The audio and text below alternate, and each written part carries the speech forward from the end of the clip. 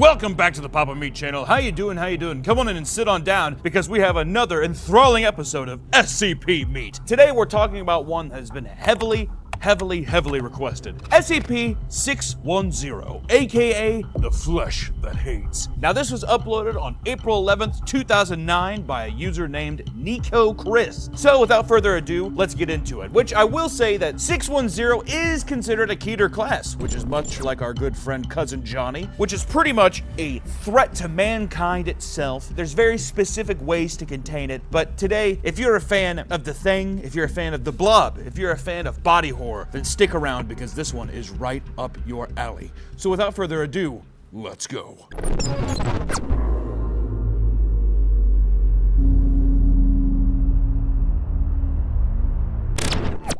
Wait! We want to talk about a beautiful partnership that we have on this channel, and it's with GamerSupps! Now, if you know me, I love GamerSupps. In fact, we have a nice collaboration coming very soon, because GamerSupps is the best, all right? I just want to say that. Fuck coffee, fuck energy drinks. Give GamerSupps a chance. You have caffeine options that give you a nice boost, that get you up and ready to go, zero sugar, keto-friendly, and they even have non-caffeinated options just because the stuff tastes so goddamn good. You'll want to have it late at night and not have to worry about having a fucking panic attack right before you're about to sleep. With all these beautiful waifu shakers and beautiful anime shakers at the gym, you'll be the sexiest little minx walking around the floor. Or you can choose between all of the fucking amazing flavors they have, because I don't think I've had a bad one. I don't think I've had a bad one. I legitimately don't think I've had any bad flavors. If you use promo code PAPAMeat at checkout, you get 10% off your order, or you can even sign up for some free packs to try it yourself, free of charge, because you know why? You'll definitely be coming back to get some of this beautiful, beautiful magic. But also, like I said, be sure to be on the lookout because we'll have our own little flavor and shaker coming very, very soon. Thank you so much to our beautiful partners at GamerSupps. Be sure to check them out. They're fucking awesome. Back to the video.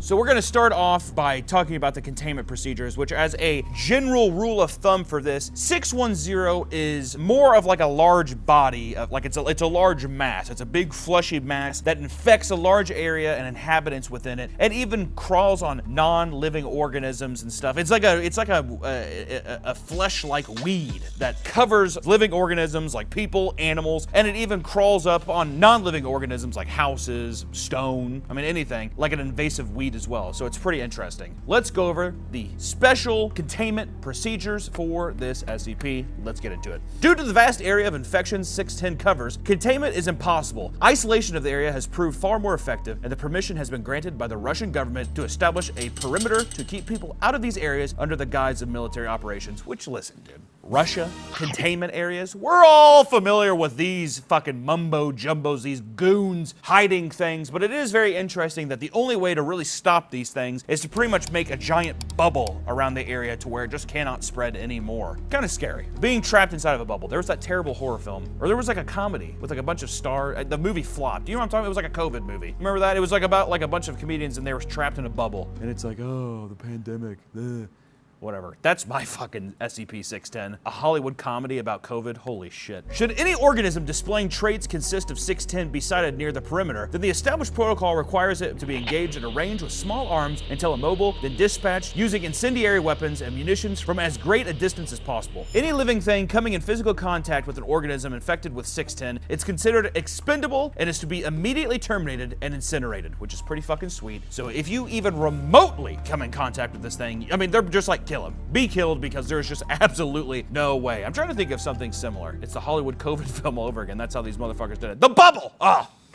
Thank you. The Bubble. God, that movie was fucking terrible. Fuck that shit. You started out hating, now you love my drip. Good God. Any persons coming within 3 meters of SCP-610 infected life are to immediately withdraw from the area, be isolated from the rest of their team, and subjected to medical examination using only remote techniques to determine if infection has occurred and appropriate steps taken based on that determination. At present, the known infection vectors 610 spread seem to be focused on physical contact. Drone movements with heavily infected areas have returned air samples containing minute particulates, which when exposed to organic compounds will result in the spread of 610. The result of these particular tests have revealed that most required several days to manifest, if at all, with the exception of direct contact with exposed lung and liver tissue. These particular tests show a rapid rate of growth, which requires incineration of the testing environment no more than 24 hours after initial exposure, with even a 2-hour mishap risking a compromised facility event. Given that this kind of rapid growth only occurs in organic material existing outside the human body, this form of infection is currently considered a minor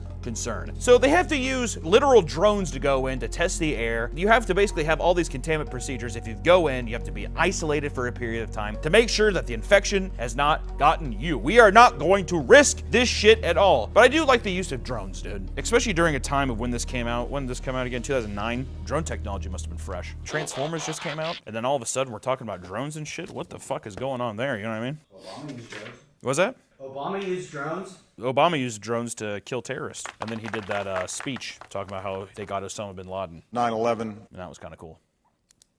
Anyways, these peculiarities have given rise to a series of questions regarding the possible origin of the infection in conjunction with the failed data redacted or expunged, fuck you. Containment protocol remains at a scorched earth policy at this time, and no concern for transmission via water or air infection perimeters exist barring situational changes in the field. So Nick, does that pretty much mean that there has been no signs of it spreading into the water, into the air? It's just in that area? Yes. And it's a scorched earth, which means that it's just dead earth. They consider that shit dead earth. Which, you know what's kind of interesting is that we're finding here, we saw that small arms effect, which they mean guns, and incendiary rounds, which means fire. So it seems like fire hurts this thing, but yet they don't decide just to scorch it off the earth. They might say it's scorched earth, but I feel like they're just keeping it alive because this is like some umbrella shit. This is like they're going to try to test it to make it seem like it's going to be some kind of weapon. They're trying to weaponize it, I bet, somehow. That's what fucking governments do, dude. They weaponize stuff. You know what I mean? I want an SCP that's like the Cat in the Hat. And they try to make the Cat in the Hat like a fucking espionage ninja. Motherfucker just shows up with some munchkins and wreaks havoc and then cleans your house up. You know what I'm talking about? That'd be kind of tight. I could see the SCP Foundation doing it. Anyways. All right, so let's talk about the description of 610. We gotta figure out what the hell is this thing, so let's just describe it already. Which initial reports of 610 came direct from Russia's government through indisclosable channels. Every Russian government is an indisclosable channel. You fucking kidding me? I don't trust anything coming out of Russia. There, I said it. I don't care. If we have some Russian viewers, just know I love you because you watch me and you know, you're a fan of me, but I don't trust any more. I probably don't trust your dad or your mom. Just want to put that out there. I will say the comment, like the Russian flag with the hammer and sickle is tight. That's all I'm going to give you. And the large communist paintings are sweet too. That's it. And the Art Deco is very, very cool. It looks like Candyland. And also you have a lot of good directors, like the guy who made Stalker. That's all I'm going to give you. And you have a very cool accent. I'm getting off topic here. These reports consisted primarily of disappearances of farmers in the region and were not considered until the local police, followed by the regional police, and finally a government dispatched agent all failed to report within a 72-hour period. Oh, okay, so they're saying they didn't give a fuck about the farmers dying, they didn't give a fuck about the local police dying, but it's when the regional police and the government dispatched and they all failed to come back, that's when they're like, oh, okay, comrade, I need to figure out what we're doing here. A small military contingent was dispatched to the area and quickly withdrew, at which point the Foundation was contacted to investigate. How many innocent lives, dude? It's fucking Stalingrad all over again. My God. The Area 610 effects is close to Lake Baikal in southern Siberia. Ooh, if you know me, dude, my dick gets hard over Siberia. Serbian film? How many times do I have to say Serbian film before people start taking that shit seriously? Okay, good film. Fucking watch it. Containment parameters are marked in blue surrounding these infection areas, and as a part of the present, no further locations have been identified. Incursions into the perimeter must be reported prior to conducting, confirmed during exploration, and debriefed on immediately following return. Areas of known infection are marked on a map provided to us here. Click that map, please. Let me see the map here. Yeah, I guess it's just that little area. I mean, I don't know Siberia, so this could be anything. How do I know this isn't just Risk? How do I know this isn't Sid Meier's fucking personal journal for civilization? Get me out of here. Hurry, click. Get out of there. Nick, hurry! Oh, okay. I was trying. Okay. You know what I don't like about SCP stuff? Is they always talk about this like, oh, as soon as you get back, you gotta tell us what's going on. When the fuck do we get a little breather room? You know what I mean? Did I not just go into a fucking area in Siberia where it's like infested with all kinds of shit? Can I not just get a quick 10 to myself? It's always like, debriefed on immediately following return. God damn, dude. 610 appears to be a contagious skin disease at first, with symptoms including rash, itching, and increased skin sensitivity. Cabin fever vibes. I like that. My mind immediately goes to the cabin fever scene with the girl in the bathtub when she's shaving her legs. The sound effect they used for that made me gag. Within 3 hours, the disease will cause blemishes resembling heavy scar tissue to form into the chest and arm areas, spreading spreading to the legs and back within an additional hour, consuming the victim completely within 5 hours. Exposure to high temperatures vastly decreases the time for the contagion to spread and complete. Infections have been recorded occurring in as little as 5 minutes. Wow. Okay, so that's kind of interesting. So they're sitting there saying that if you're in a hot area, or like if you're in, let's God forbid you get this fucking infection in a sauna, your ass is done. But it also kind of insinuates too that if you were cold, it would be slower, which is kind of interesting too. What I like here though is the symptoms including rash, itching, and increased skin sensitivity. Within 3 hours, the disease will cause blemishes resembling heavy scar tissue to form in the chest and arm areas. I'd be curious if it starts in your face at all, and if there could be a thing where it's like, you know, when heavy drinkers, if there's like a heavy drinker, usually they have like rosy cheeks, or that you start to get some of those like not varicose veins. It's just like, I don't know what they're called, but they're like little red veins in your cheeks. I imagine that it starts off kind of like that. It would probably be really hard to realize, oh, this is,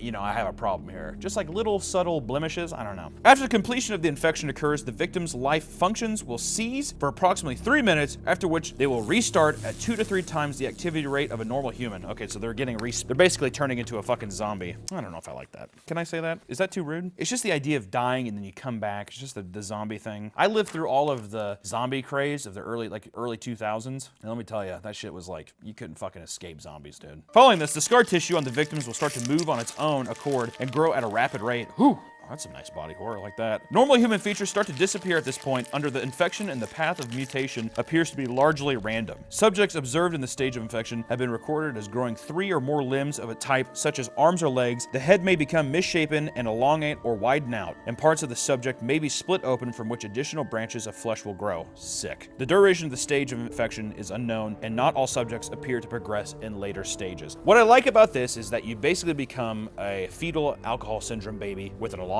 head. And then I like the idea of you growing multiple arms and other kind of appendages, and also just more flesh, just a nice flabby flesh. You ever see a guy who's lost, which don't be looking at me, all right? You ever see a guy who's lost like 150 pounds and he just has like a big flab of flesh? Like his skin is just obviously stretched and now it's just skin that's hanging. To see that multiply is really interesting, especially with, you know, and not that the aspect of growing multiple appendages is really unique, but it's always a fun visual. It's hard not to just smile when you start getting into body horror where there's just bones crackling and skin stretching and slimy kind of goodness and all kinds of flesh folds over each other. Visually, I'm in heaven right now, all right? Under unknown conditions, an infected individual will cease moving and place itself in a location it deems suitable where it roots itself. All right, Last of Us, you want to fucking, what are you doing there, huh? They're like, it's different, it's mushrooms.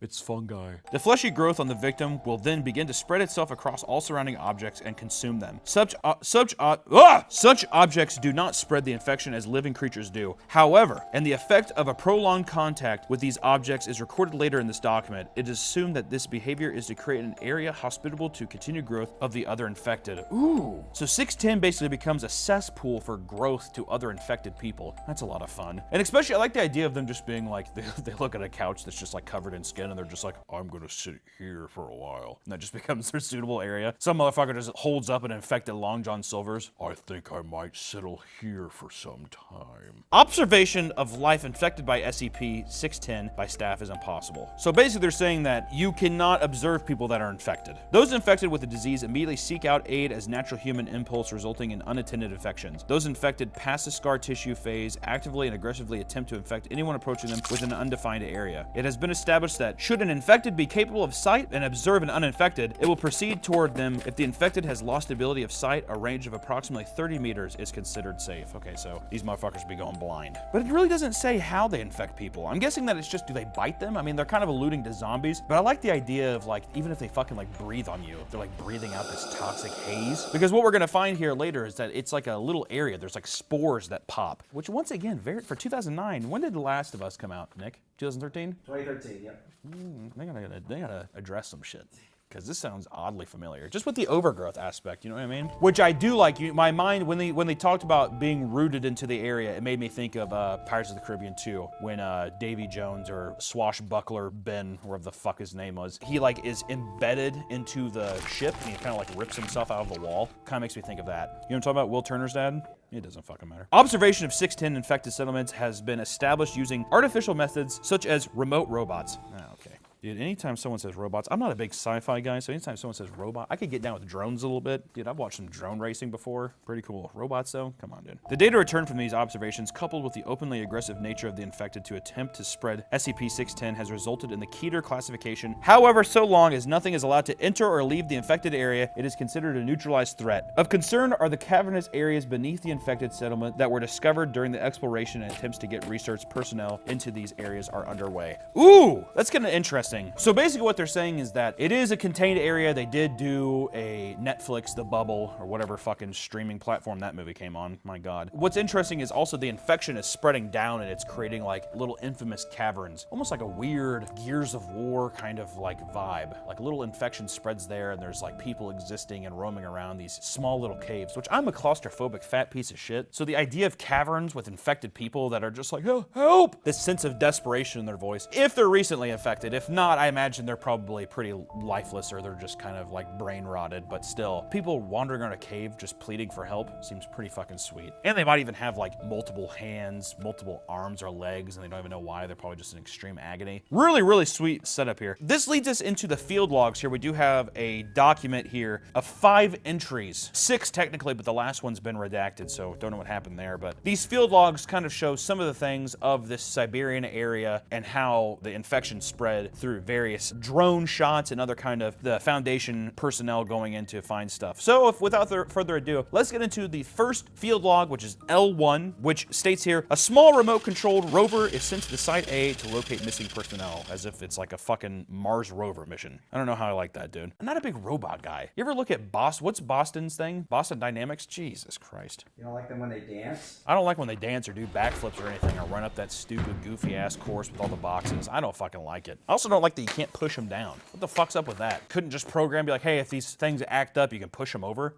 Nope. That's done. Do those motherfuckers run on 4090s, you think? You know what I mean? Little NVIDIA fucking cards? Are people gonna be scrapping them like they're fucking Nigerian blood diamonds? After establishing the containment parameter for SCP-610, the Russian government approved our request to research and investigate the area. For such exploration, a small camera-mounted unit known as Herbie, gee, fucking kill me. Herbie fully loaded. You ever see that, Lindsay Lohan? The talking Volkswagen bug? Oh my God. Was dispatched at a safe distance and directed towards Site A. Say perimeter. Use a perimeter. Did I say parameter? Perimeter. I don't say words correctly, and if you get mad at that, you can go fuck yourself. Herbie is able to enter Site A without incident. The landscape around Site A shows early stages of assimilation by singular 610 infected who have fallen at largely random intervals around what remains of the village. Many of the homes appear to have suffered fire damage long since put out. However, a fair amount remain intact. Aerial reconnaissance of Site A has put it in an estimated population of 79 infected. Ooh, okay. Well, you know, whenever they say village like this, it always makes me think of like Resident Evil 4. Like I kind of imagine a very simple old-timey village, people just like farmers, that kind of thing. And now there's like these dilapidated kind of older village buildings that have all kinds of infected in it. And to even say here that there's 79 infected is pretty interesting at different stages. So people were infected through different times, which kind of shows the slow spread that it had amongst the town. Or I guess it's to say probably relatively fast spread. God knows how many people died during the situation. Varying degrees of physical mutilation due to 610 are present in Site A, and it is assumed that all inhabitants are in advanced stages of infection. Herbie, oh my God, observed the exterior of the village for 2 hours, during which time all infected behaved with what appeared to be a loose sense of social structure. However, the central plaza experienced occasional bursts of activity and downtime, requiring more information. Herbie was directed to follow an infected as it entered a home. So this is a little log here from Herbie, and this is just directly from the log. This is what Herbie got to examine as that little cocksucker was going and following a poor infected bastard into his home. Quote, after entering the home, Herbie's camera was raised slowly so as not to draw attention. The infected person is watched from the doorway as it hobbles around the home and stops at each other visible infected organisms. What this creature was before infection is unclear. Now, are they insinuating that we don't know if it's human? Yeah. Interesting. So it must be moving in a way too where it could possibly very well not be on 2 legs. Or if it is on 2 legs, it might not have a human-like form anymore, but it's stopping at each visibly infected organism. That kind of leads me to believe that it is, oh wow, that image is sweet. That's pretty cool. That does look like a very Siberian kitchen if I've ever seen one. Ooh, I kind of like that though. Little motherfucker walking around, probably has some like goat legs or some shit with like a human baby face or something. Also, quote, the primary infected person known as Alpha henceforward stops at the bedridden infected known as Beta and proceeds to assault it with furious punches. Beta is unable to leave the bed for unknown reasons, but is not completely immobile as it flails its arms in response to the beatings delivered by Alpha. This sounds like my grandpa and grandma. Alpha, as in my Alzheimer's-ridden grandfather just beating my poor grandmother, Beta. Power Rangers. Alpha Ranger. That's interesting. What the fuck did Beta do? Alpha, which is I guess they're insinuating that this is the first infected because of how far it's been infected. I think it's first observed. Or first observed, sure. But even then, I mean, like, it's pretty far gone, which I guess they're all like that, but goddamn Beta is just bedridden. It's just laying there, and all of a sudden Alpha just goes up and beats the shit out of it. I'm angry! Alpha continues to assault Beta for several minutes until a piercing sound explodes in the room. Beta then proceeds to project a cloud of unknown matter into the air from its chest cavity. Oh! So literally, it's popping like a goddamn spore. Alpha lingers in the cloud and begins lapping around the house. Alpha sits down at a dinner table and begins setting the table. Which, here's another quote. I'm just gonna keep reading because it's kind of interesting. After the plates are positioned, the facial tendrils extending from Alpha wiggle up and start to coil on one of the plates before tearing apart and separating. This is repeated each plate. So is he breaking each plate? So a tendril comes out, it coils up, Yeah. and then breaks. It's like almost like a over here soft serve or something. Oh, so the tendrils are coming out and being broken as if they're gonna eat them. Yes. I see. Which that image, I just want to say again, is very, very cool. Looking at the image here, I don't know who did that artist rendition, but that is fucking brutal. I will say the food is extremely shiny. Everything's very, very shiny. Also, God forbid you put a picture on the wall. This is Siberia. Yeah, Siberians don't believe in pictures. I forgot about that. Afterwards, Alpha gets up from the table and leaves the house. Then a group of 6 or 7 infected enter the room. God damn, the whole flock. Which here's another quote from the log. Each infected shambles as if moving is difficult, jerking in large steps or squirming in small ones. These infected all surround the table and each takes turns grabbing handfuls of the flesh substance left behind by Alpha, pressing it into whatever orifices on themselves that they can. Some into their mouths, some into their chest, some in their backs, some under their arms. When all the plates are empty, the group leaves. Damn, dudes, these people are shoving their mouths, their ears, their pussy holes, their assholes, their cock holes, anything that they can do, just shoving it in. There's just, anytime somebody mentions orifices, you know, they're just like, you know what we mean. We're not talking about mouth. An orifice. They're trying to be like, I want to say asshole or cock or pussy hole, but I can't, because that would make it look too cheap. You know what I mean? Herbie follows the group, and immediately after leaving, Herbie runs into Alpha, our first infected person. Panning the camera around the obstruction appears to be Alpha, whose facial tendrils are intermingling with another infected having similar mutations. The impact is ignored, and the two infected part ways after several minutes. So he kind of gets locked up, dude. So it kind of seems like a little drive-by kiss, huh?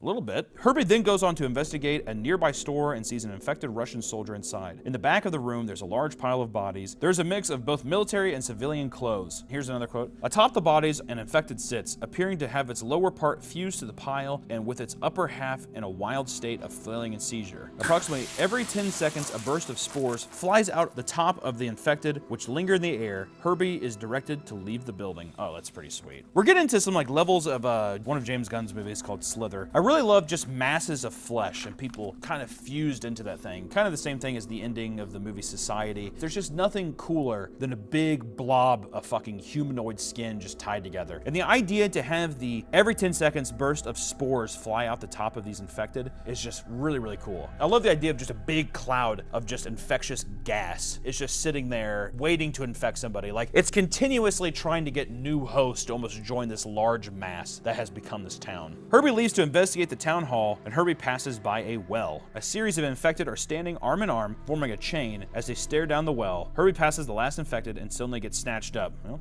Herbie, you flew too fucking close to the sun. What is he's a drone, right? Or he's a rover. They're trying to act like, hey, let's sneak the rover around. It's a giant fucking mechanical, probably has like treads. There's like, it's squeaking and fucking jostling around, all kinds of cords and shit. It's like, what do you, I mean, they might be infected and stupid, but motherfucker, I mean, like they have eyes and ears, you know what I mean? Video feed from Herbie focuses on the face of the infected, which is strangely in the perfect shape, given the condition of the rest of its body, which is horribly bloated. This infected was once a young girl from appearance, age estimated to be 10 and 12. Damn. Herbie is rolled side to side in its grip as it face stares, motionless at the rover. The infected face suddenly balloons in size and explodes outward in a series of fleshy flaps that grips Herbie and draws it inside. Herbie's video feed terminates here. Ooh, I love that. The drone was considered lost at this point, but after 5 hours, the drone's video feed came back online, and the drone was unable to receive commands and appears to be melded to SCP-610. Suddenly, the video feed is cut and all the footage is ordered to be deleted. So essentially, we can assume that the drone or the rover here has been stuck in this fleshy mass because the little girl's face explodes and the feed cuts out, but when it comes back, it's pretty much a part of the infection now, which is also such a nice, like, doomsday kind of prep to this. You know what I mean? Like, it's just such a perfect way to start this nice excursion, which at some point they're gonna have to send people in, I would assume. We get into L2, the second log, and it's titled, "An infected class D personnel is sent into Site C with video equipment." So we're talking about D personnel here. Very quickly read the beginning here just so you understand what exactly a D personnel is. During construction of the perimeter surrounding SCP-610's containment area, several Class D personnel were infected due to assaults from infected villagers or animals roaming the area, in addition to a number of infections as a result of escape attempts and careless behavior. Which, if you don't know, Class Ds are pretty much prisoners, and this is all forced labor, which is fucked up. Because what they're saying here is they're just like, hey, you know that infected area? You're arrested. Go build that bubble. And it's like, all right, do we have any protection? Nah, just build it. You'll be fine out there. And what sucks too is some of the Class D personnel, the prisoners, are then just being like, why the fuck am I building this? I'm just gonna go run off. But inevitably, you can't, they're gonna run through probably some toxic gas field and get infected as well. Which, in turn, as we've read before during the containment procedures, as soon as they figure out you're infected, you're fucking dead. They're just gonna snipe you in the head or something like that. It's just not worth it. Most of these infected personnel were immediately destroyed with flamethrowers. All right, well, there you go. However, a small collection of infected were contained in a cold storage unit, which prolonged the inevitable progression of SCP-610's mutative properties. I knew it! Hot goes fast, 6 goes cold, bitches. I fucking knew that. The decision was made to utilize some of these infected personnel as video relays and dispatch them into nearby sites. So basically, they're saying that even if they're infected, they're just like, hey, go work until you basically become a brain-rotted monster. I bet you they lied to him as well. If they knew that they were fully infected, there's absolutely no way they're gonna be like, they probably sat there and they're like, so, Doc, am I able to run free here? You know, what's the plan? And they're like, you're fine. Healthy as a goddamn horse, you better get back out there. This is gonna reduce your sentence until, I bet you honestly it was something fucking corrupt like that. You do this labor, your sentence will be reduced. And it kind of gives everybody a nice initiative, you know what I mean? Which, due to the concern over loss of equipment as evidence in SCP-610-L1, our first log, the drone, all 3 subjects that were used in manner were sent in with a single video system to Site C. Additional equipment issued for this dispatch include a 1-gallon container of gasoline, 3 emergency flares, 3 9mm pistols with 3 magazines of ammo each, and 3 single food rations. So what we can see here is like a gallon of gasoline, maybe to start a fire or to maybe power some kind of car, but I would almost assume that it's like throw it on something and burn it. I really think that the first 2, emergency flares and gasoline, are just used as like, hey, start a fire with this. Because even if they light the emergency flares, they're not gonna go in and get them. It's like you either come back uninfected or you're not coming back at all. Which is also why you have the 9mm handguns to basically help yourself out. And then you have 3 single serving food rations.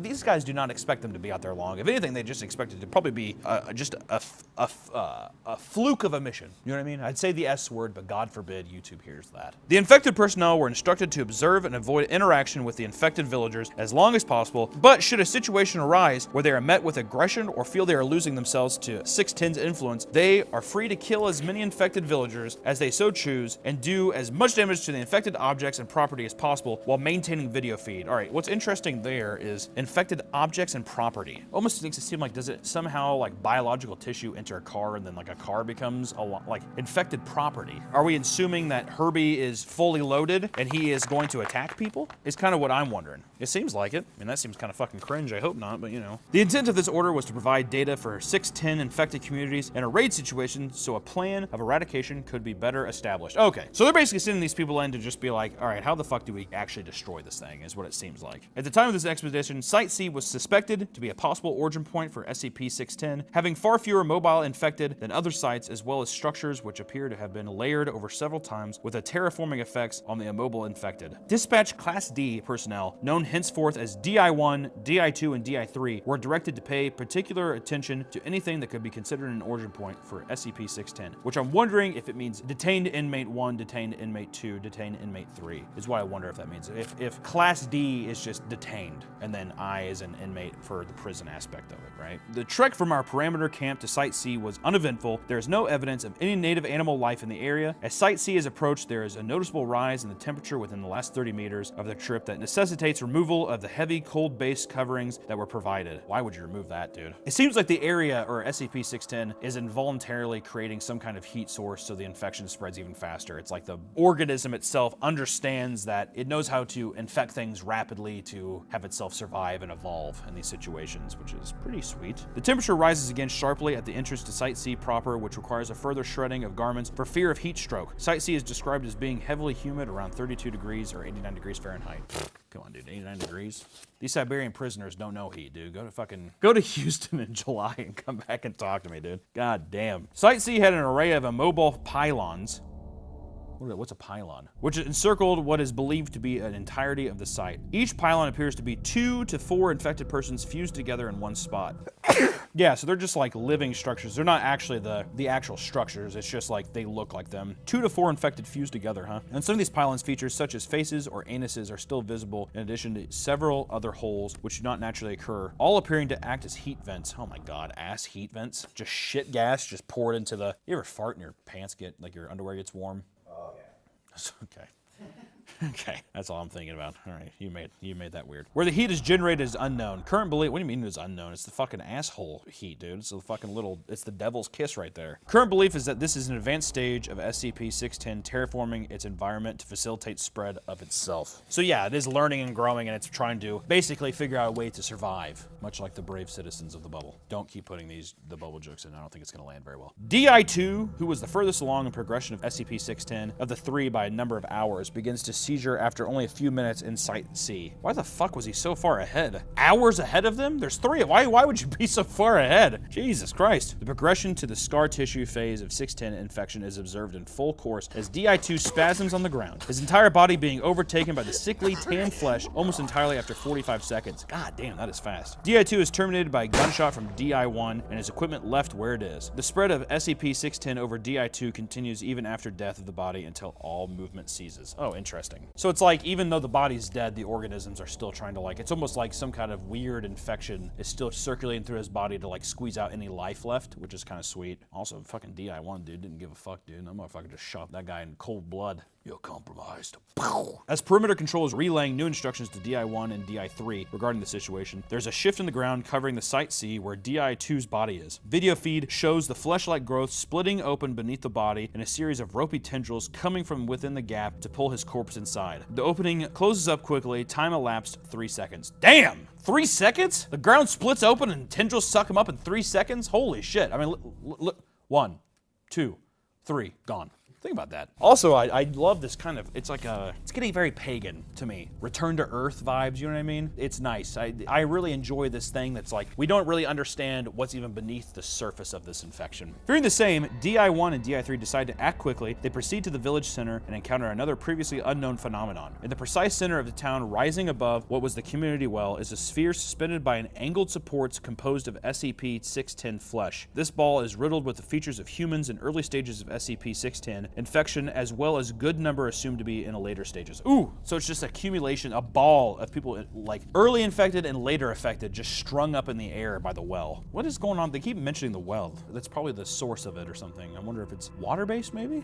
A number of specimens of non-human life forms, such as deer and bears, are also visible within the mass. Oh, dude, being stuck forever with a fucking deer, bro. The entire sphere of flesh pulses at roughly a 5-second interval, and with each pulse emits a ring of spore-like material from its equator. This material floats to the ground and appears to be absorbed into the converted environment. I love that. Almost like its heartbeat is, every time the heart beats, it's like a little Febreze blast, little tss. One of those automatic Febreze things. You ever sit in a bathroom, you don't know they're in there, tucked away in the corner, and it scares the shit out of you when it sprays? You're like, oh! And it does a little click. DI-3 begins to douse the sphere with the provided gasoline, and when questioned by a panicking DI-1, explains this looks as good a thing to burn as any. Yeah, ain't no shit. DI-3 doing work here. At this point, perimeter control has ceased giving commands due to the rapid deterioration of events. There is no reaction from anything within Site C to any of this activity until the precise moment at which a lit emergency flare is applied to the spherical mass. I fucking knew that was going to be used for. I called it, dude. Did I not? Which immediately goes up in flames. Hell yes, it does. The remote feed plays back a noise from an unknown location that seems to come from a location far outside Site C, but was reported as being heard even at perimeter control by Sites C and A. This noise is described as both explosive and alive. Ooh! So basically, somewhere else is the actual hive, and it could feel the pain here. So that kind of sets up something cool where if you shot something far away from the hive, it would still be able to feel it. So it's just kind of growing, and it still has neurons and feeling receptors. It's able to feel all these different things. I bet this thing's gonna get pissed, dude. Within 15 seconds following the sound's dissipation, Site A reported that a series of explosions had occurred within the village. 5 seconds after the report, the spherical mass in the middle of the Site C explodes. Multiple explosions, so maybe different spheres exploded with one of them being burned. Both Class D personnel are thrown by the blast. DI-3 confirmed dead by DI-1, who was dragged off screen and then thrown up in the air, presumably killing him. 3 seconds later, an unknown creature steps on the video equipment and destroys it. Oh! Perimeter control remained on high alert for a full 24 hours at all locations without any incident following this event. Yeah, right. Perimeter control remained on high alert for full 24 hours. Yeah, fucking right, dude. They sat by and watched a video camera feed part-time. Oh, that was crazy. I don't know what happened there. That is pretty sweet, though. Are they trying to insinuate that after the explosions and after that thing, it triggered this creature to come out and protect the area or like get rid of the nuisance? Antivirus. Yeah, like an antivirus, exactly. The body is signaling to this area like, hey, there's trouble here. That thing immediately moves out. This weird creature that we've never seen before, some weird mass that doesn't look human, picks up DI-1 and just fucking chucks him. Brutal. DI-3 was the man, though. He didn't give a fuck. He was just like, I'm burning this thing. I don't give a fuck. Which log 3! Initial discovery of the tunnel entrances at Site A. So Site C is possibly just gone. It might just be, oh, so okay. That's what they meant by scorched earth, is that it's actually just burnt completely to a crisp. The immobile 610 infected rapidly shriveled and died along with all the flesh material spread across inanimate objects within the village. Interesting. So, dude, fucking DI-3 is the man. That motherfucker, I don't know, well, hold on, we don't know what he was in prison for, though. If you're in an SCP prison, dude, you're probably like, You're death row inmate, probably. a death row inmate, but I'm like, you know, to me it seems like to be in the SCP prison system, right? It's like you ask too many questions or something. Fucking Snowden. I'm gonna say DI-3 is Snowden. Oh, Epstein didn't actually kill himself. He's a Class D personnel. Epstein actually went to, he was DI-3. So actually no, DI-3 was a bad guy. We're digging ourselves quite the hole here. Well, let's crawl out of this hole. All right. The mobile 610 infected proceeds to enter an upper-class building, which collapsed, revealing the presence of a sinkhole beneath it. Okay. Evidence suggests that something pulled the building inside with the intent of exposing the hole. And the hole is approximately the size of 3 grown men standing shoulder to shoulder. So definitely there were 3 people there, and something from underground pulled them inside and broke the foundation of the hole on the, like, basically the foundation of the building. It's estimated that it goes down more than 1,000 meters. God damn. It's like the fucking ocean. 1,000 meters. How is my American brain's trying to? How long do you think 1,000 meters is? Are we even close to a mile? I don't want to say that and it sounds stupid. It's 0.6 mile. 0.6 mile. Half a mile. Not that far up, dude. You can't be that mad at me. Half a mile underground. That's pretty crazy. Infected that did not evacuate into the hole died above ground and quickly became shriveled husks. Oh, interesting. Fuck! Stop saying interesting, Hunter, dude. You sound like a fucking idiot. How long do you think 1,000 meters is? So some of the infected actually fled for their own safety. So they were cognitive enough to know that. I like how some of them are just like, I can't escape. And they just shriveled into like a raisin. Research teams began collecting and testing samples in the vicinity of Site A. And seismic activity began occurring at Site A. And immediately following this event, a torrent of 610 spores erupted from the hole. Ooh. Basically a giant queef gas enveloped the area. I'm telling you, dude, I really like the idea of this thing being underground, especially seismic activity, weird earthquakes basically happening. That's sweet. As the eruption was being reported, both teams at Site A came under attack from the aerial life forms infected with SCP-610. It is impossible to tell what they mutated from to this present state, so we have no idea even if they're animals or human or what. Many of the avian creatures attacked by splitting their heads in half and clamping them against research members. That's awesome. Pulling them into the air and dropping them into the hole when possible. What if these fucking birds, dude, what the fuck? They clamp down on you like one of those little clip things that keep the chips fresh, and then they just lift you up in the air and drop you in the hole. How fucked up is that, dude? I'd be like, dude, just kill me. Don't drop, just crush my head. What the fuck are you doing? These avian infected proved vulnerable to small armed fire. In dispatching them, a total of 2 research staff were lost to the hole and 1 injured due to crossfire. The injured staff was put down immediately upon showing signs of infection due to a suit breach. Yeah, so they were trying to shoot the birds and it proved totally ineffective. One motherfucker got shot. He got shot twice. He got shot once in the leg. He's like, I made it out. And they're like, oh, there's a tear in your suit. He's like, no, no, no, no. And then just gets shot in the head. A second seismic event began to occur and a second spore burst erupted from the hole. During the rising seismic activity, new unseen 610 entity began to emerge from the hole. The only footage captured of this creature depicts an engorged human head approximately 20 times larger than normal, pressing itself out of the hole with no discernible body. Video and radio contact were lost as seismic forces increased. Further aerial surveillance of the Site A hole an area depict, God, a hole. Come on, dude. At the Site A, I'm just gonna say hole. Fuck. The things get me to say a-hole. Fuck! Site A-hole, an area depicts zero activity and no traces of the research teams or their ever having been there. All personnel and equipment are considered lost. That's the ends of the third one. So, okay, so the thing at Site C, that's totally scorched earth. Then they go to Site A because of the seismic activity. Turns out to be a giant fucking human head that pops out. It's basically queefing out spore dust that's infecting the area. What's cool about what's happening in Log 3 is it almost seems like because the infection lost one of its areas, it seems like it's like compensating, spurting out more air and infectious material to maybe try to recompensate or try to regain some ground or newly affected areas that might be able to spread out once more since it lost such a pivotal area, it seems like. Especially because Site A is one of the older ones. It seems like the newer areas have more life. More actual humanoid people are able to walk around because they're not totally infected and like just a pile of liquid flesh. Like I'm assuming what's happening at Site A. Everything's been so infected that it's just boiled down to like folds and folds of skin, which are pretty sweet. Log 4 here says unmanned exploration of Site A tunnels. Unmanned, dude. Get some men in there. Or boys, dude. Don't ask, don't tell. Don't ask, don't tell on those tunnels, dude.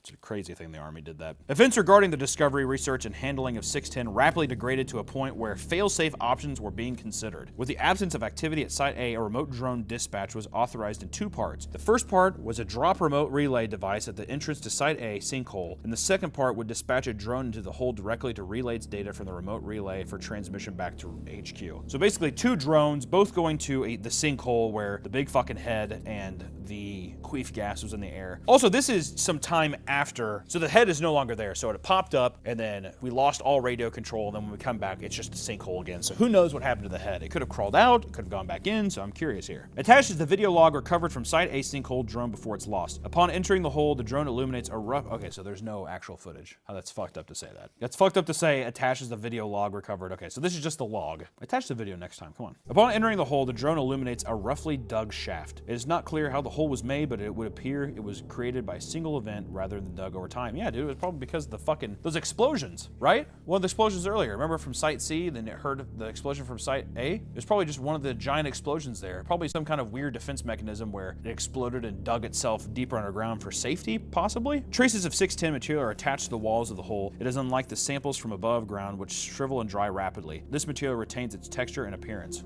That forbidden flesh hole, dude. The forbidden fleshlight. At roughly 250 meters, which, like we said, the hole is 1,000 meters deep, so about a quarter of the way down, the bottom of the sinkhole becomes visible and movement is detected within the sharp tunnel holes. Lights on the drones are dimmed and weapons come online. Oh, sick. Lights of the drones are dimmed and the fucking miniguns become activated, okay? The movement appears to be coming from what appears to be a deer, uninfected, but wriggling in grip of tendrils composed of 610 material. The drone proceeds ahead and ignores the deer. Dude, put the deer down. God. The deer's like writhing in pain. It's like making weird sounds, and all of a sudden I like to think the drone's just sitting there and it's just like and just like moves off on its own. That's fucked up, man. Whoever's controlling that drone has no fucking heart, dude. The guns are, you know what's funny about that is the line literally says the guns are online. You could have put the poor bastard down, my God. Unless it's trying to hide itself by not shooting a gun and compromise its position, but it's a fucking flying drone. Have you ever heard how loud a drone is? Like, well, you can't be, what are you gonna be secret with that thing? Come on. After some time traveling through the tunnels, the drone stumbles upon what is assumed to be Site B. All right, here we go. But here's a quote from the log itself. The buildings here are coated in deceased layers of 610, and unlike other buildings in Site A and C, which were coated in 610, these buildings appear to be constructed directly from the tissue substance. Ooh! So Site A and C are just coated with the substance, the skin, the infection. This one is actually made. Site B is actually made with the substance. It's like its foundation is propped up on that. After a scan, it's determined that there is no life here either. So the drone goes back to the tunnel. And here's another quote. It says, upon descent into the tunnel, a deep roaring sound fills the audio and video feed, becomes choppy as something blocks the signal. During the periods in which connection to the drone is clearest, its camera and weapon are angled downward and propellers slow in speed to allow a faster drop. Rushing up forward, the drone from the area below is what appears to be a large human face stretched to 20 times its proportions with no features save those created by the 610 material. There are eye sockets but no eyes, a mouth with no teeth. The drone fires upon the rushing massive 610, but the bullets do not deter it. Impact points remaining visible for several seconds before closing over themselves. There is no room in the tunnel for the drone to take evasive action, and it is swallowed by the mass. Which That makes me think that's the weird giant face from earlier, but it kind of seems like it's deteriorating, like it's dying, almost. Like, sure, it's getting shot and the bullet holes are there, and it's regenerating, but at the same time, it's like it's losing its teeth. I mean, it's becoming less human, which doesn't necessarily mean that it's dying, but in a way with, like, it's losing shit. It's not really gaining stuff. If anything, if it had, like, multiple eyes, more rows of teeth, you'd almost think that it's thriving, if that makes sense. Do I feel high? It's almost like a giant deflating jack-o'-lantern. It's kind of what I picture in my head. And now it's on the defensive, too. Like, it sees the drone and it eats it. It's kind of like it's burrowed itself into a defensive position. Our SCP-610 is considered lost until 3 hours later when the feed inexplicably returns. Yeah, these fucking drones. Dude, how many times are we gonna have a drone feed go out and then it just kind of turns back on? Whatever, dude. The camera pans around without instructions from the remote relays or HQ, capturing a vast number of shambling entities within the area. 610 material moves over the lens of the drone and the feed is permanently severed. That's the end of number 4. So it seems like it's almost even making a little army. It's multiplying down there. Maybe, I don't know, maybe I was too quick to judge with the no teeth thing. It's hard to know. If only they would have put up the fucking drone feed, huh? Could have seen it. Instead, we get to play oopsie daisy here. We are on log 5. Like I said, log 6 is redacted, so this is the last log that we actually have of the video log and the actual transcription of it. So I'm curious to see where this goes. In the last log here, it's manned exploration of Site A tunnels. Why are they doing this to our boys? You just asked to bring the men down. Yeah, I did, but you know what? I feel bad now, dude. I'm thinking that it's like a guy, you know, it's kind of like, I don't know, a guy who, like, maybe he stole a TV. He was down on his luck, and then he's just like, oh, by the way, you're getting sent to fucking SCP prison. He's like, what? Right? And now he's manning an exploration to the Site A tunnels. So here we go. Log 5. Approval from Central HQ was granted for a manned assault excursion into the tunnels beneath Site A to try to ascertain the extent of S610 infection. Okay, so they're trying to, a manned assault. So they're trying to fucking snuff this thing out, or at least so they say. I don't trust these dudes. So they have a healthy relationship with the fucking Russian government. The Russian government's being like, hey, no, seriously, come over here and help us. That feels odd, right? The destruction of Site A and Site C have established that 610 can be contained and destroyed. Okay, so only Site B is left. Wow. Making the source of the infection top priority. The initial descent into the tunnels consists of 5 teams, 2 research and 3 assault, along with enough equipment to establish an underground base of operations. What do they do? Fucking camping down there? We're gonna make it's a condo. It's a mobile condo here, and there's Wi-Fi hotspot. We do have Helldivers too. It's very, very cool. Assault teams were the first to descend, armed with flame units to clean 610 out of the area. All teams were able to descend without incident, and flame units took point, providing an undisturbed journey toward the water source where RSCP-610 drone was lost. Okay. A base camp for underground 610 was established at a 3-way junction. The cavern area here is quite large and supported by a number of rock formations that are coated with decayed 610 material. The state of the material suggests great age and appears to reinforce the structural supports. Whether this is intentional or coincidental is unknown. Well, it sounds like if you fucking kill the thing, it's gonna collapse on itself. So good job, guys. You're gonna that's gonna be your tomb. The 2 research teams split activity. What? The 2 research teams split activities between building cavern HQ and collecting samples of 610 in various states. Why not go with one of the assault teams so you have some fucking protection? Now you just have a bunch of fucking nerds being like, why don't we collect tissue while the guys go burn stuff? You know what I mean? Can't walk with them while they're burning shit and do that. Hey, can you guys cover me? I don't know how to use a gun. I don't even know how to flick a lighter. It hurts my thumbs. Jesus Christ. No contagious materials were detected within this area, and the creatures recorded by unmanned drones did not appear at any point in the cavern staff. Of the 4 research teams, 3 were ordered to proceed down the unexplored pathway. Yeah, good idea. While an aerial drone was prepped for a second recon of the vertical shaft. I am so tired of fucking drones, dude. Get the drones out. No 610 infectious life forms were encountered, and the fleshy material coating the cavern walls posed no threat to the team. The most significant reports at the time were the increasing thickness of material, suggesting a source, and the complete lack of SCP-610 contaminant in the water. As a test, a sample of 610 was cut away from the cavern wall and placed in a flow of water. It exhibited no unusual reactions, but was quickly swept away by the current. That's a good fucking idea. Wait, what? They just let the flesh okay, bye. I'm sure that'll have no repercussions. What the fuck? One of the team leaders ordered a buggy to be delivered to HQ, and upon its arrival, the assault teams came under attack by a number of large 610 infected life forms that emerged from the area ahead of them. The SCP-610 infected made no sound and were undetectable. From the video feed, it appears that some of the creatures are coming out of the 610 material of the walls. Ooh, sweet. Kind of like Urukai. You remember that whenever Sauron's sitting there, he's like, who are you? And he's like, I'm Lurtz. And he's like, oh, you better go, and I'm Christopher Lee, and I'm the evil wizard in these movies. That kind of thing. Which also, can we just go ahead and say that the Urukai are way fucking better than any of the other Mordor goblins and orcs and shit? Urukai rule. Wish we could have seen more Urukai. They also had the fucking sweet blades, the flat ones that had like the little pointy tips off to the side, like the left.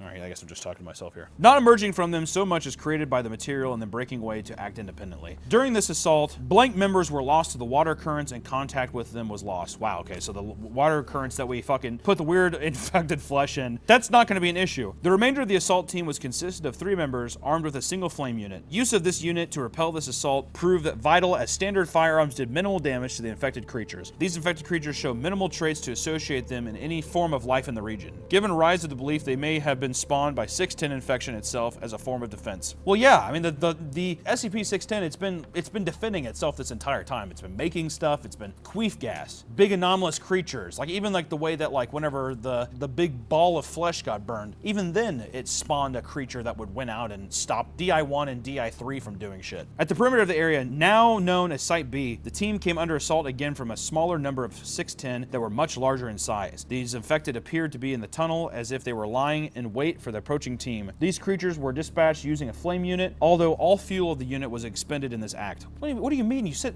you were able to set up a fucking base and you don't have enough fuel for the fucking flame unit? Are you kidding me? We're setting up a sweet condo with a tight little mini pool with a cowboy pool. But we didn't bring enough gasoline for the fire.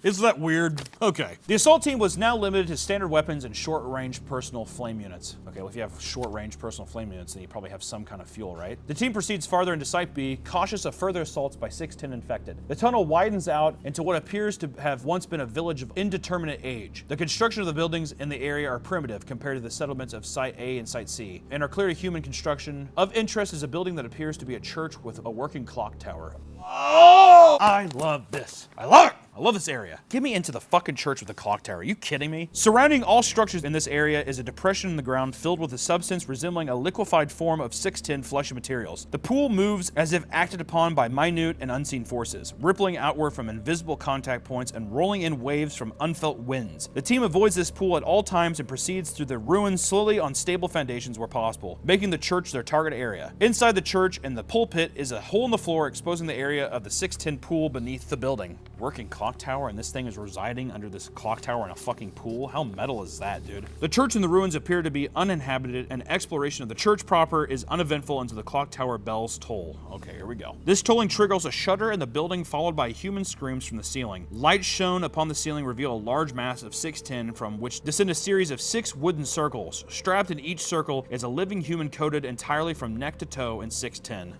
Yes. Yes! But having an exposed head which appears uninfected. These human captives scream as the bell continues to toll and the circles move to the ground. The teams begin to move toward one to investigate when an unknown creature cries from outside the building, prompting them to take cover in the shadows near the pulpit. Light sources are extinguished, pitching the entire area into darkness. Night vision is left off to avoid revealing the team's location. Ooh. I'm wondering if their head, because their head is not infected, if they have like human consciousness still. Like if their brain is still functions as a human. It's kind of a cool idea. I mean, I don't know. Sounds continue to emit from the outside of the church, drawing closer but lower than the frantic screams of the captive humans. At least one noticed the team as the captive humans often call out to be saved. Okay, so there you go. That's fucked up.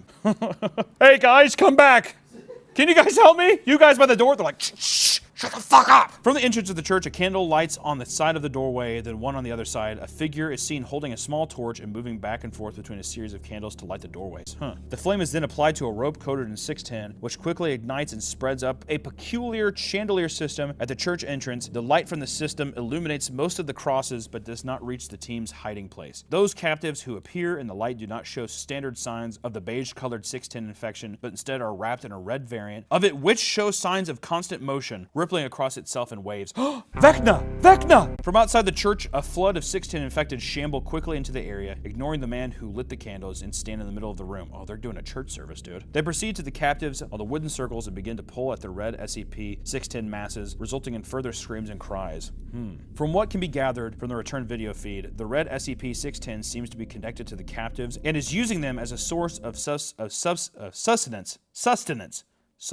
That then uses to grow and feed normal 610 infected. Overly zealous infected tear at the red mass too hard, which results in pulling skin and tissue from the human captive beneath. This exposed area is quickly covered over by red mass, which then grows in size. Feeding like this continues for approximately 6 minutes, in which time the candle-bearing figure sounds a gong. The candle-bearing guy has a gong? What? Wait, hold on. All right, so the motherfucker has a gong now, and all infected entities move to the pews. There are several more creatures than seats, but none move past the frontmost pews. I mean, this is kind of cool. It's kind of going into like some weird Dagon territory where instead of fish people, it's like weird infected people now are in this weird religious cult. Where the fuck did they get the gong though, dude? I mean, they're in Siberia. They're not that far from like an Asian country, right? Where gongs are most prevalent. Like I always think, like what, China? Gongs are primarily from China, right? Is that racist? No, I don't think so. I hope not. I'll Google it. Yeah, I don't, if it is, count that. The figure who sounded the gong does not move, spontaneously collapsing as if made from hollow clay. From the pulpit area, activity is noticed as a pillar of 6'10" flesh rises through the hole and extends, directing itself toward the gathered creatures. No sound is heard and no motion is recorded once the pillar stops moving. This silent period persists for 10 minutes without even the human captives making a sound. Having fallen silent at an unknown point, the pillar of 6'10" retracts back into the hole it emerged from without any warning, prompting the departure of the infected from the building. The candles remain lit and the team emerges after all infected appear to leave the area. The descended captives remain at the ground level as well, all screaming, seeming to have ceased but still showing signs of life with heavy breathing and movement. I mean, it seems like even though they're pulling stuff off, it almost seems like the red material is like healing them. It's kind of like a Prometheus vibe. The vulture, you know what I mean? The vulture comes, rips out your intestines, and then you get regenerated, and it's like, and you have to like, you have this kind of ritual every day as a punishment. And these figures, I don't know if it's necessarily a punishment, but it's like, it's almost like, to me it reads like that. The people come in, they feed off of them, almost body of Christ-ish, and then they have their silent sermon, which it almost thinks to me it's in silence, but I'm wondering if it's talking to them telepathically, those infected maybe. Some kind of communication is happening, but these people are obviously in charge. A hive mind kind of vibe. Upon departure from the church, camera feeds from all three members become erratic. Camera 1 ceases transmitting completely. Camera 2 shoots straight up into the air for several meters, and camera 3 captures the member with camera 2 being flung by a tendril that emerged of the ground itself, swinging them out of sight onto the other side of the ruins. Camera 1's feed is restored and displays camera 3 owner running briefly in the direction of the lost team member, only to turn and run back as 6'10" infected pour from between buildings. Combat ensues between the two members and the onrushing infected using assault rifles and personal flame units, successfully driving back onto the horde to make an escape toward the buggy. Passing by a building, camera 1's owner is ambushed by a figure resembling the figure who was in the church lighting candles, wielding a large crop scythe. Okay. So he has a gong and now he has a fucking Grim Reaper scythe? Okay. Camera 3's owner continues without pause towards the buggy location. However, the buggy is found half absorbed by SCP-610 mask covering the floor. While turning to find another way to escape, Camera 3's owner turns to find the same figure with the scythe approaching. Weapons raised, 2 shots are fired and the camera feed ends. 5 hours later, while final decisions were underway to decide how to contain and eradicate SCP-610 threat, time-delayed video feed from a lost team member who fell into the underground river currents was established and has been filed in SCP-610-L6, and that's the L6 exploration records of Operation Source Point, and those files have been lost. And that's all we have for the flesh that hates. You know, it's an interesting thing. There's a lot of different horror stories that this feels similar to. One I would recommend is a found footage horror film called Borderlands, which is about a pagan god who lives under a church, and they kind of do something interesting where they go down these tunnels, and at the end they go into its intestinate tract system and they get kind of eaten in a really fun way. But there's elements of The Thing. There's elements of, like, you could even say like Wicker Man with some of the cult-like personalities here. Even Lord of the Rings with the Uruk-hai, right? But what's interesting is, I don't know if I'm such a sucker for cult-like shit that it's to a T. Like if I saw this in a show and we got the fucking clock tower church in the basement or whatever, dude, sign me up. But them walking around the infected area and it's all flesh, I mean, of course the creature's gonna know where you're at. You're like walking on its skin, so it's gonna know where you're at. So I'm almost wondering if maybe while they were waiting in the dark, were they being indoctored into this new ritual thing? Because it seems like everything was ready. Motherfucker had a gong and a scythe. Ready, okay? He went to Spirit Halloween and he picked up everything he fucking needed. That being said, it makes me think, it's almost like in the ending of the movie The Blob, there's a pastor character who the whole time is talking about the end days. And at the end, when the blob is eradicated, by freezing, mind you, which in this they're saying that fire is most effective, but I almost thought that they would freeze it. You know, obviously flames would eradicate stuff, but still, heat makes infection spread faster and cold temperatures make it move slower. So I was almost thinking that they would freeze it and it would kill the cells somehow. I don't know. But at the end of the blob, he gets one of the crystallized pieces of the blob and he has it in a jar and he's kind of like now the master of the doomsday, which maybe thinks was there this like kind of, they're talking about Site B being kind of a extremely rural, like very old town. Is this like a weird, crazy priest that has taken over the area? He was infected once, maybe thinks he's the chosen one somehow. And now SCP-610, they don't know how to eradicate it because it's like almost like this cult that lives underground. It's pretty sweet. And also, you know, the name, The Flesh That Hates is just, pretty fucking amazing. But that closes out SCP-610. We have gotten recommended that one so much, it's unbelievable, and it was a lot of fun. You know, it's not as crazy and goofy as Cousin Johnny and it gets depraved in that way, but as a thing that I'd like to see visuals of, I would love to see more of it. There's some of the pictures in the story that it really brings the imagination to life and it's cool, but I would love to see some kind of actual moving picture of this made. It would be a lot of fun. But if you have any suggestions of SCPs we should cover in the future, please leave them in the comments below, and we hope that you enjoyed this rendition of SCP Meat. We will see you next time. Thanks, guys. Also, before you go, just want to say on our Patreon right now, we're doing SCP-040-JP, which is the Burrowed Mansion, and that's just a little exclusive we're going to be uploading to our Patreon here. So if you want to support the channel and all the shit that we do, please consider supporting the Patreon. It really helps us when we get age-gated and get nuked into the fucking ground by YouTube. So I appreciate you guys for considering it. Please be sure to check the link in the description for that link as well. And we appreciate you for checking that out.